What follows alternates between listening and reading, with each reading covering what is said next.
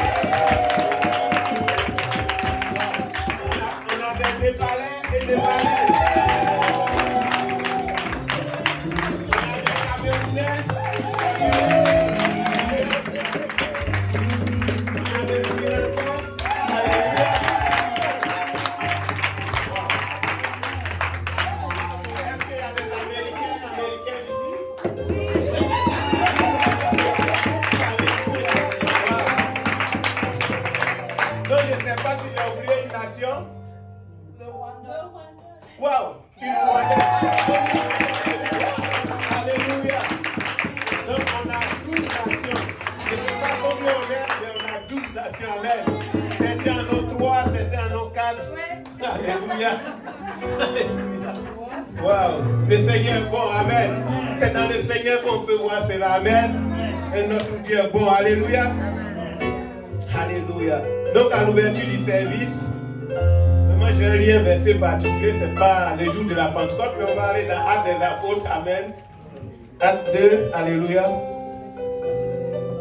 On va lire les versets 1 à verset 7.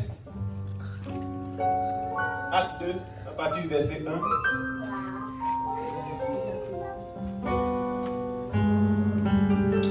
Il dit, le jour de la Pentecôte étant arrivé, ils étaient tous d'un accord dans un même lieu.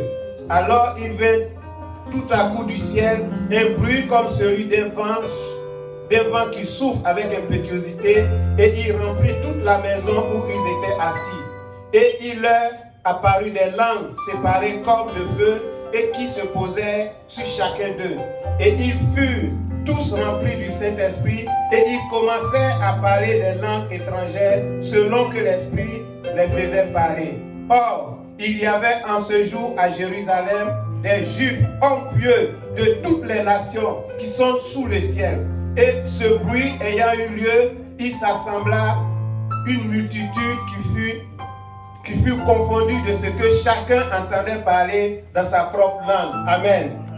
Et ils en étaient tous hors d'eux-mêmes et dans l'admiration, se disant les uns aux autres, ces gens-là qui parlent, ne sont-ils pas tous Galiléens?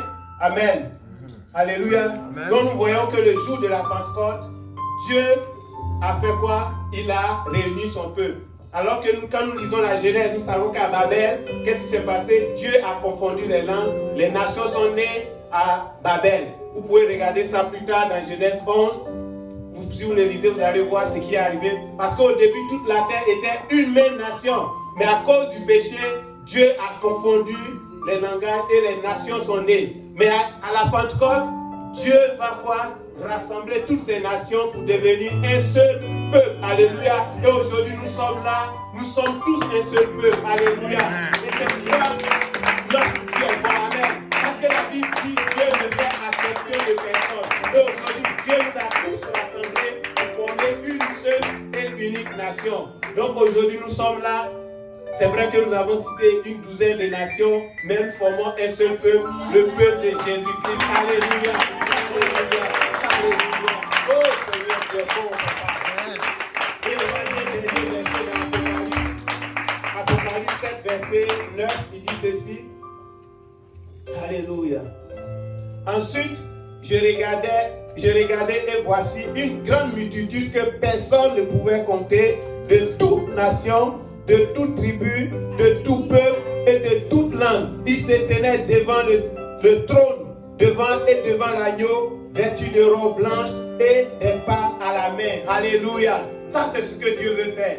Alléluia. Quand nous serons devant devant le Seigneur, Dieu va rassembler tous ses enfants qui sont sous toute la terre. Amen. Et c'est pourquoi nous sommes là aujourd'hui. Ensemble, adorons notre Dieu.